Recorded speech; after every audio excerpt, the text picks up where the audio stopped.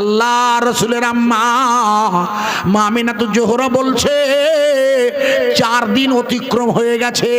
আল্লাহর নবীর দাদু, ভালো করে শুনবেন, হযরতে আব্দুল মুত্তালিব যিনি খানায়ে কাবার দায়িত্বে ছিলেন, যিনি খানায়ে কাবার মোতাওয়াল্লি, ওই আব্দুল মুত্তালিব হেঁটে হেঁটে মা আমিনার ঘরের কাছে যখন আসছে, রাস্তায় একটা লোকের সাথে দেখা। দাঁড়ান দাঁড়ান দাঁড়ান, আপনার নাম আব্দুল মুত্তালিব? বলছে হ্যাঁ ভাই। আপনার বাড়ি কোথায়? বলে আমার বাড়ি হচ্ছে শাম দেশে। কোথায়? ভালো করে শুনবেন। বলে আপনার বাড়ি শাম? বলে হ্যাঁ।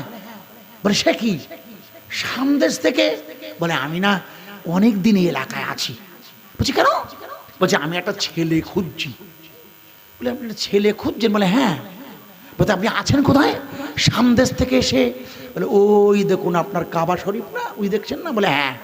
বলে আপনি তো মোতাওয়াল্লি, খোঁজই রাখেন না, ওই দেখুন একটা তাঁবু। বলে হ্যাঁ তাই তো। বলে তাঁবুর পাশে যে ঘরটা দেখছেন তাঁবু করা, ওইটা আমার ঘর, ওখানে আমি থাকি। বলে তা আপনি আমাকে খোঁজ করছেন কেন? বলে আপনি কাবার মোতাওয়াল্লি, এই এলাকার সব খবর আপনি দিতে পারেন, তাই আপনাকে ধরেছি। শুনলাম আপনার নাকি একটা নাতি ছেলে হয়েছে। বলে কে বললো আপনাকে? বলে সেটা পরে বলবো, হয়েছে কিনা বলুন। বলছে ঠিক বলেছেন আপনি, হয়েছে। বলে কবে হয়েছে বলুন তো? বলে 4 দিন আগে। বলে আচ্ছা আচ্ছা, তা 4 দিন আগে হয়েছে, তা আপনি বলে দেখেন না, আমার খুব লজ্জা করছে, আমি না ছেলেটাকে এখনো দেখতে পারিনি। বলছে আপনি তো পাবেন না দেখতে। কেন? বলে আমি জানি। বলে তুমি কি জানো? আমি দেখতে পাবো না কেন? বলে আপনি দেখতে গিয়েছিলেন না? বলে হ্যাঁ গিয়েছিলাম। বলে তা গিয়ে কি হলো? বলে কেতাবে সে মনে করছে কোন আল্লাহর নবীর দাদু হযরত আব্দুল মুত্তালিব বলেছে, ভোরবেলা যখন আকাশে আওয়াজ এসেছে মুহাম্মদ জন্ম নিয়েছে, মুহাম্মদ, আমিনার ঘরে মুহাম্মদ রাসূলুল্লাহ এসেছে, আমি দুরন্ত গতিতে দৌড়ে গিয়ে যখন আতুর ঘরের কাছাকাছি পৌঁছে গিয়েছিলাম, কে বা কারা আমাকে ঠেলা মেরে ফেলে দিয়েছিল। সেই ঠেলায় ফেলে দেওয়ার পরে আমি কাবা চত্বরের কাছে পড়েছিলাম।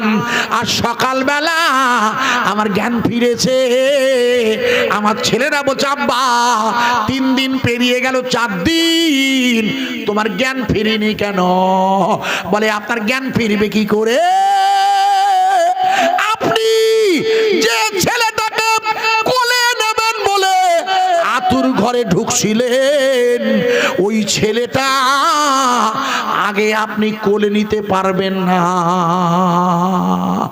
ওই ছেলেটাকে ফেরেশতারা নিয়ে ঘুরে বেড়াবে। আমি আপনার কাছে আবেদন করছি, আপনি একটু আপনার নাতি ছেলেটাকে আমায় দেখাবেন। বলে আরে আমি এখনো দেখতে পাইনি, আর তুমি দেখবে? তা চলো, কিন্তু আমি তো নিজেই এখনো দেখিনি। বলে সে আপনি না দেখেন, আমাকে একটু দেখতে হবে। বলে কেন, তোমার বাড়ি তো? বলে আমার বাড়ি বললাম না শামে, সিরিয়ায়। তো ঠিক আছে চলো। মা আমিনাতুজ জোহরার কাছে গিয়ে আব্দুল মুত্তালিব বলছে বৌমা, বৌমা। মা আমিনা খুব রাগ করেছেন শ্বশুর মশার উপরে, জীবনী কাল্লা লিখেছে। মা আমিনা বলছে আব্বা আপনি ছেলে হয়েছে আর 4 দিন হয়ে গেল আসেননি। বলে বৌমা আমি এসেছিলাম, বিশ্বাস করো মা, বিশ্বাস করো আমি এসেছিলাম, কিন্তু কে বা কারা আমাকে এত ঠেলা মেরে ফেলে দিল। মা আমিনাতুজ জোহরা বলছে আব্বা, আব্বা আপনি ঠিক বলেছেন, আসলে আপনার নাতি ছেলে হবার পর একটা সাদা তোয়ালি দিয়ে কে বা কারা ওকে ঢেকে দিয়েছিল। সাদা তোয়ালি, সাদা তোয়ালি, তাতে জান্নাতের সুগন্ধ ভরা, এত সুন্দর সেন্ট। আপনার নাতিকে যখন এমন করে আমার কাছ থেকে নিয়ে ঢেকে দিয়েছে, আমি নিজেও জানি না মাঝখানে কতদিন চলে গিয়েছে। বলে আপনি ঠিকই বলেছেন, আপনি ঠিকই বলেছেন, মনে হয় আপনার নাতিকে কেউ বা কারা ঘুরছিল নিয়ে, আমার মনে হচ্ছে। মা আমিনাতুজ জোহরার কথাটা টেনে নিয়ে বাইরের লোকটা বলছে মা আপনি ঠিক বলেছেন, আপনার বেটা হলে জান্নাতের ফেরেশতারা জান্নাত থেকে সাদা সুন্নাত ওয়ালি, আর তাতে সেন মাখাবে যেটা দুনিয়ার জমিনে নাই। আপনি ঠিক বলেছেন মা, একবার জুরি বলা যাবে না। আব্দুল মুত্তালিব বলছে, আরে ভাই এই নাতি আমার, আর তুই খুব বেশি কথা বলছিস। বলে আপনি থামেন না। মা আমিনাতুজ জোহরাকে বলছে, আপনার ছেলেকে আমি একটু দেখব। আব্দুল মুত্তালিব বলছে, না আমি দেখিনি, আর তুমি দেখবে কোথাকার কে হে? বলছে না আমি দেখবো, একটু বলছি তো, আপনি ওরকম করছেন কেন? দেখুন না আমি কি বলি। তা বলছে আব্দুল্লাহর ছেলে হয়েছে আমিনা, এই লোকটা সেই শাম। শাম? বলে হ্যাঁ। বলে সামদেশ থেকে এসছে আব্বা, এ তো আমি একটু আগে আপনার নাতি হলে আমি ওই এলাকা দেখেছি আব্বা, আপনি টেনশন করবেন না। আমার ওয়াজ বোঝা যাচ্ছে কি, যে এলাকা বাইতুল মুকাদ্দিস, যেখানে যুদ্ধ হচ্ছে, যেখানে মসজিদে আকসা, যেখানে কিয়ামত হবে, সেই এলাকা মা আমেনা দেখছে ঈমানের কালেমার দাওয়াত পৌঁছাবে না, বন্ধ হবে। আর জোরে বলুন, লক্ষ্য করুন, পৌঁছাবে। লক্ষ্য করুন, মা আমিনাতুজ জোহরা বলছে, আপনি শাম থেকে এসেছেন? বলে হ্যাঁ। বলে আমি তো জায়গাটা দেখেছি। বলে শুনুন, আমি আপনার ছেলেকে একটু দেখব। তখন শ্বশুর মশাইকে বলছে, আব্বা উনি যখন দেখতে চাইছেন, তা আপনি হচ্ছেন গার্জেন, আর আপনি আছেন বলে কথা বলছি পর্দার সাথে। আপনি আছেন বলে, শ্বশুর না থাকলে কথা বলতো না, শরিয়াতের মসলা। জুলফিকার সাহেব বলছে না যে মেয়েরা সর্বক্ষণ, কারণ মেয়েদের জন্যে আব্বাকে কিয়ামতের মাঠে আটকে যেতে হবে, মেয়েদের জন্যে, কারণ তাদের পোশাক আশাক, তাদের চলন বলন। এমনকি হাদিসে আমি পড়ছিলাম, কোনো মানে যুবক ছেলে বা পুরুষ যদি গোনা করে, পাপ করে, তার দরুন তার বাপের কবরও আযাব হতে পারে। লক্ষ্য রাখুন, আমি লম্বা করছি না, যেটা বোঝাচ্ছিলাম। মা আমিনাতুজ জোহরা বলছে আব্দুল মুত্তালিব কাছে, আব্বা আপনি যদি বলেন তাহলে আপনার কোলে দিচ্ছি, দেখতে এসছে এত দিক থেকে। লোকটা বলছে, না না, কারোর কোলে দিতে হবে না, আপনি কোলে রাখুন, আমি ওর পিছন দিকটা দেখবো, আমি সামনের দিক দেখতে আসিনি। একটু জোরে বলুন। বলে বাচ্চা পিছন দিক দেখবে? আব্দুল মুত্তালিব জিজ্ঞেস করছে, আপনি আমার বাচ্চার পিছন দিক দেখবেন কেন? বলে আমি সামনের দিকটা চিনি। বলে সামনের দিকটা তুমি চেনো? তোমার বাড়ি সামনে? বলে বলছি তো চিনি, তুমি ঝামেলা করছো কেন? আমি তোমার ছেলেটা সামনের দিক চিনি। মা আমিনাতুজ জোহরাকে বলছে, আপনার ছেলেটাকে আমি চিনি, পিছন দিকটা দেখান। মা আমিনাতুজ জোহরা শ্বশুরমশাই আব্দুল মুত্তালিব বলছে, আরে তোমার বাড়ি সামদেশে সিরিয়ায় আমার নাতি হয়েছে, তুমি সামনের দিকটা চেনো? আচ্ছা বলো তো কি? মা আমিনাতুজ জোহরাকে ওই শামের ওই লোকটি বলছে, লিখুন, ও মা আমিনা, আপনি ভালো করে তাকিয়ে দেখুন, আপনি এখনো ভালো করে দেখেননি, আপনি নজর করে দেখুন, আপনার বেটার আল্লাহর কুদরতের রহমত দেখুন। যে জায়গায় বেটা সেজদা দেবে, সেজদা দিতে হয় কোন জায়গা দিয়ে? না না না, এই নফস, এটা তো নফস, কপাল, কিছু যায় না। এটা হচ্ছে নফস। এটা কি? এটা নফস না, এটা হচ্ছে কলব, এটা হচ্ছে রুহু, এটা হচ্ছে শের, এটা হচ্ছে খাফি, এটা আকফা, এটা নকশবন্দি। আমার নফস না করে আশ্চর্য, এটা লতিফা। তো আমাদের শরীরে লতিফা আছে না 10টা? কলব, রুহু, শের, খফি, আকফা, নফস, বাতাস আর বাত খাত। বশিরের আল্লামা লিখেছেন এই 10টা মিলিয়ে সুলতানুল আসকার। এইখানটা হচ্ছে নফস। কাদিরিয়া নয়, নকশবন্দিয়া মোজা, এই ঠিক এই আমার এই জায়গাটা দেখাতে পারি আমি ইনশাল্লাহ। রসুল দেখিয়েছেন এই জায়গাটা, আর এই জায়গাটা কলব, এটা হচ্ছে নফস। এই জায়গাটা সেজদার সময় দেখবেন ওইখানে মাটি থাকে, এই জায়গাটা বুঝতে পারছেন না? এটা নয়, এইটা, দিস ওয়ে। বলছে আপনি আপনার আমার কথা বুঝতে পারছেন না? মা আমিনাতুজ জোহরাকে বলছে, আপনি আপনার বেটার নফস, মানে এই জায়গাটা দেখুন নফস। কারণ আল্লাহ পাক আমাদেরকে ফিরে যাবার জন্য কোরআন শরীফে 2টো শর্ত দিয়েছেন, লিখে নেন। আল্লাহ পাক আপনাকে আমাকে ফিরে যাবার জন্য কোরআনের 2টো শর্ত দিয়েছেন। এই শর্ত 2টো পূরণ না হলে ফিরে গেলেই আপনাকে আমাকে আটকাতে হবে, খেতে হবে।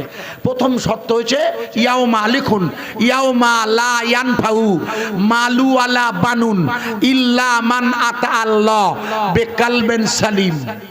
মুখস্থ করেন, কিয়ামতের দিন সন্তান সন্ততি স্ত্রী পুত্র পরিজন কোনো কাজে লাগবে না, ইল্লা মান আতা আল্লাহ, যে ব্যক্তি ফিরে আসবে আল্লাহর কাছে বেকালবেন সালিম, বিশুদ্ধ কলব নিয়ে। ভালো করে শুনবেন, বাম স্তনের দুধের নিচে, ইন্নাফিল জাসাদা মুদগাতান, প্রত্যেকের শরীরে এক টুকরা গোশ আছে। এজা সালুহাত জাসাদা কুল্লুহু, যদি ওটা পাক হয় তাহলে আপনি পাক, ওটা নাপাক হলে আপনি নাপাক। আলা ওয়াহিয়াল কালব, ওটা হচ্ছে আপনার কলব। বাম স্তনের দুধের নিচে 2 আঙ্গুলের মাথায় 21 গ্রাম ওজনের যে গোশত আছে, ভালো করে শুনে নিন, ওই কলবটা বেসালিম, বিশুদ্ধ করে, যাতে কোনো গোনা থাকবে না ওটাকে। আর তৃতীয় হচ্ছে ইয়া আইয়ুহান নাফসে মুতমাইন্না, হে নফসে মুতমাইন কারিগণ, ইরজি ইলা রাব্বিক।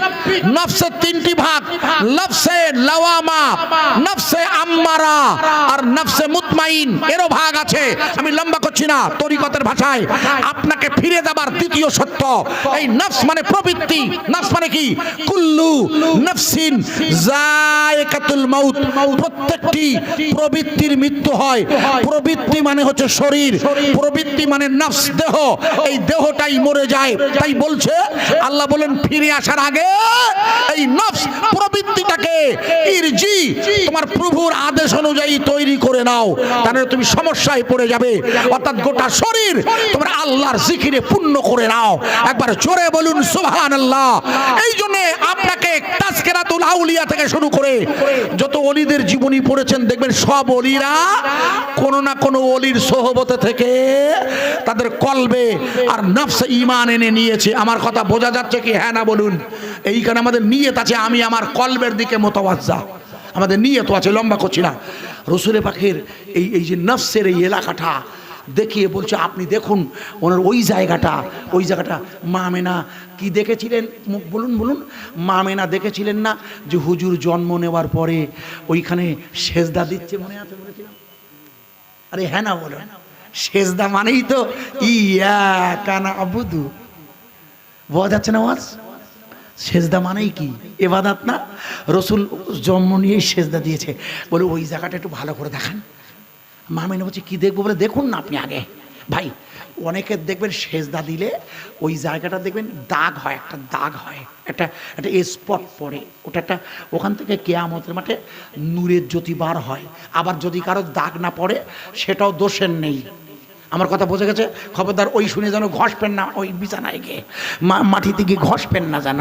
খবরদার, দুটোই ঠিকই আছে, কারোর পড়ে না। মা আমেনা তো জোরে বলছে, আমি ওই জায়গাটা দেখবো কেন? বলে ওখানটা দেখেন, আপনার ছেলের কপালটা দেখেন আগে।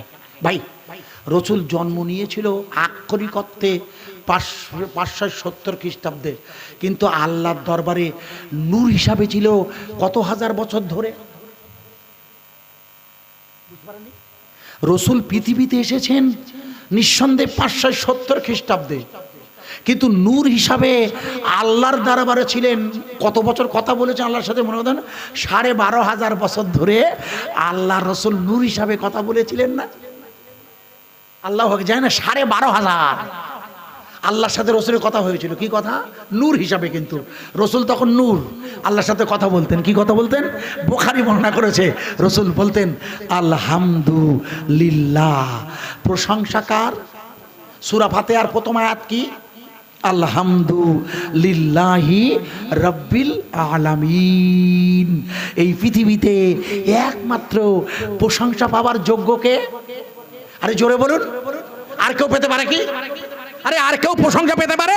আর কারো কাছে মাথা নত করা যাবে না, একমাত্র আল্লাহ ছাড়া আর কারো কাছে কিছু চাওয়া যাবে না। তাই আল্লাহর দরবারে রসুলের আগমনের হাজার হাজার বছর আগে নূরের রসুল আল্লাহর দরবারে নূর অবস্থায় লিখে নেন। রসুল পাক সাল্লাল্লাহু আলাইহি ওয়াসাল্লাম আল্লাহর প্রশংসা করত। আলহামদুলিল্লাহ, সকল প্রশংসা কার? ইহুদি অবাক, ওই লোকটা শামের লোক, ও তো মুসলমান নয়, তখন তো ঈমানের দিন আসেনি। এসেছে কি? আরে আবু জেহেল আবু লাহাবের সময়, আব্দুল মুত্তালিব তখন ঈমানদার নয়। সেই সময় আশ্চর্য হয়ে যাচ্ছে। মা আমেনা তো জোহরা বলছে, হ্যাঁ আমার ছেলে জন্ম নিলে না, ঠিক বলেছেন আপনি, ও প্রথম মাটিতেই সেজদা দিয়েছিল। ঠিক কথা। বলে একটু ভালো করে তাকিয়ে দেখুন, আপনার বেটার ওই কপালের কাছে যেখানটাতে সেজদা দেওয়া হয়, আপনার বেটার ভুরু মুবারাকটা আল্লাহ জোড়া করে পাঠিয়ে দিয়েছে। মা আমেনা তো জোহরা বলছে, আপনি কি করে জানেন? বলে কি করে জানছি পরে হবে, কোন জায়গাটা ঠিক আছে কিনা দেখে নেন আগে। আব্দুল মুত্তালিব বলছে, বৌমা এ বলে কি, নাতি আমার আর ও আমার নাতির কপালের কাছে দাঁত, আমার ওয়াজ বুঝতে পারছেন তো?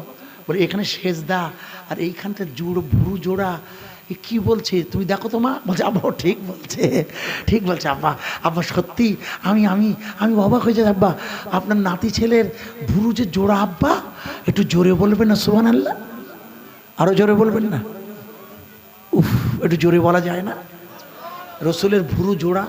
মা আমেনা যখন বর্ণনা করছে, আপনাদের কারোর বাড়ি তাজকিরাতুল আউলিয়া আছে? এখানে কারোর বাড়ি, আপনার বাড়ি আছে? আছে? কাল এদের দেখিয়ে দেবেন।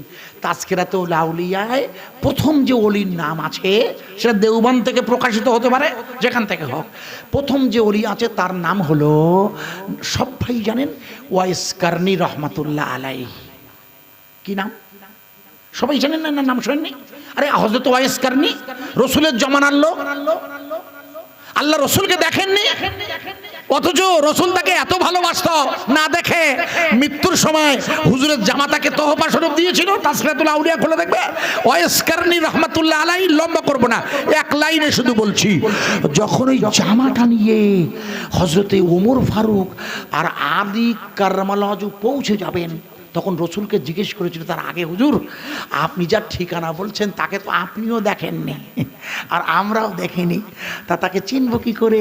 বলে হুজুর বললে আপনি গিয়ে দেখবেন তার হাতের এই তালুর এই জায়গাটা সাদা গোল, কিন্তু কুষ্ঠ রোগ নয়, ওটা কুষ্ঠ রোগ না, ওটা একটা আল্লাহর তরফ থেকে জন্মানোর সময় ছিল ওই দাগ। আর দেখবেন ওনার পশমটা খুব মোটা। হযরতে ওমর ফারুকে আজম আলী কাররামাল্লাহু দুজন খুঁজে পেয়েছেন, লম্বা করছি না, শুধু সেইটুকু বলছি। ওনার চেহারা দেখে ওমর ফারুকের আলীকে বলছে, ও আলী বড় রোগা লোকটা, দেখো মাটিতে সেজদা দিয়ে আছে, রসুলের ভালোবাসার প্রাণ, হুজুর আমাদের জামাটা না দিয়ে ওকে দিয়েছে, কত ভালোবাসে, চলো করণের বাজার থেকে একটু খাবার আনি। উনি এখন সেজদায় আছে, ডাকা যাবে না। করণের বাজার থেকে খাবার এনেছেন, মিষ্টি কিছু নাস্তা এনে কোরের কাছে এসে তাকে তখনও সেজদা করছেন। যখন সেজদা করছেন, ওমর ফারুক তো ব্যস্ত লোক, আলী কাররামাল্লাহু খুবই প্রয়োজনীয়, কি করবে, দুজন গলা খাকার দিয়েছে, শরিয়াতের মসলা তাই, গলা খাকা দিয়ে মানে এমন একটু আওয়াজ করছেন যাতে তার একটা চেতনা ফেরে। উনি যেহেতু মোরাকাবার হালাতে নামাজে আছে, তো তা যখন চেতনা ফিরেছে, চোখ তুলেই, ভালো করে শুনবেন, চোখ তুলে বলছে, কে তোমরা? বলছে আমার নাম ওমর। বলছে ও তুমি ওমর, খলিফা হবে? আরে ওয়াইস কারনির কথা শুনে ওমর ফারুক অবাক, কারণ তখন আবু বকরের সময় চলছে। বলছে আরে আরে তোমার নাম কি? বলছে আমার নাম আলী। বলছে ও তুমিও খলিফা হবে, কিন্তু খুব মুসিবত হবে, খুব মুসিবত। ঠিক বলেছিলেন না? আরে মুসিবত হয়নি, ওমর ফারুক মারা গেছিল কিভাবে? আশ্চর্য, শহীদ হয়েছিল না? আর আলী কারণ দুজন শহীদ হয়েছিল না? উনি সেজদার থেকে মাথা তুলেই বললেন, বলে খুব মুসিবত আপনাদের, কিন্তু বুঝতে পারেনি ওরা কি মুসিবত। ঐতিহাসিকরা লিখেছেন। এবার জিজ্ঞেস করছে, আরে তোমরা মদিনা থেকে এসো, মদিনা তোমরা খুব ক্ষতি করলে আমায়, জানো? ওমর ফারুক সন্তুষ্ট হয়ে গেছেন, বলে আপনার কি ক্ষতি করলাম? বলে আমাকে ক্ষতি করলেন জানেন আপনি? আপনি জানেন না ওমর, আমি উম্মতে মুহাম্মাদির গুনাহ মাফের দোয়া করছিলাম, আল্লাহ পাক আমার সেজদায় খুশি হয়ে উম্মতে মুহাম্মাদির ওই ওই উট পরিমাণ, উট একটা উটের গায়ে যত পশম ততটা গুনাহ মাফ করে দিয়েছে।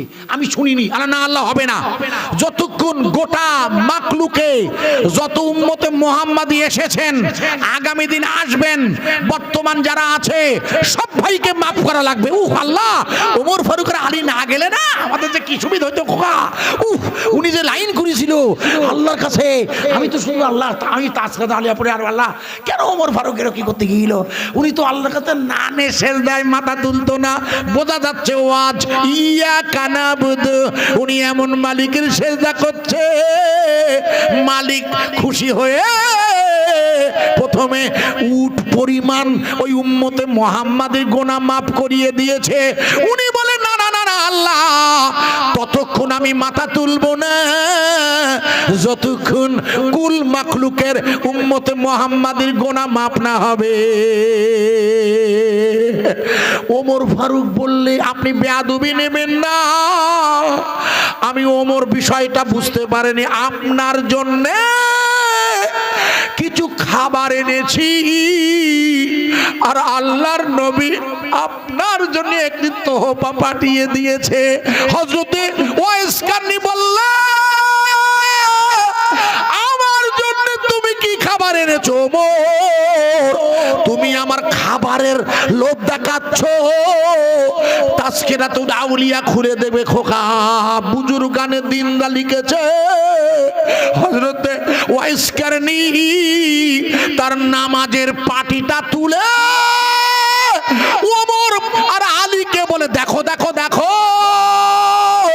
আমার নামাজের পাটির তলা দিয়ে সোনা হীরা মণি মানিককে ডেরেন বইছে, একবার জোরে বলা যাবে না। আমাকে তুমি দেখাচ্ছ তুমি আমাকে দেখাচ্ছ, দেখো আমার নামাজের পাটির তলা দেখো কি আছে দেখো। ওমর অবাক হয়ে গেছে, বলে বলে রসুল রসুল এমনি ভালোবাসতেন, আশ্চর্য লোক। পাটির তলায় হিরে মানি মনক্য, ওই হিরে মানিক্য ওই ড্রেন দিয়ে যেমন পানি যায় খোকা, ঠিক স্রোতে যাচ্ছে। আমি অবাক হয়ে আল্লাহ, আমি ভাবি আল্লাহ আপনার বান্দা, সত্যি কথা ভেবে দেখুন আপনারা, ভারতবর্ষের জমিনে যে কায়দায় ওরা ঈমানের কালেমার দাওয়াত বন্ধ করতে চাইছে, আল্লাহর শুকরিয়া বলুন না। আল্লাহ আমাদের সত্যিকারে মহব্বতের নাজরানা স্বরূপ টিকিয়ে রেখেছে না ভাইয়া?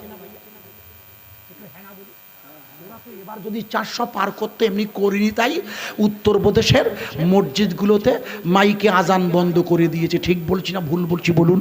মধ্যপ্রদেশ, ছত্তিশগড় সব জায়গার মসজিদে মাইকে আজান বন্ধ করে দিয়েছে। মাইকে আজানের কথা বলছি।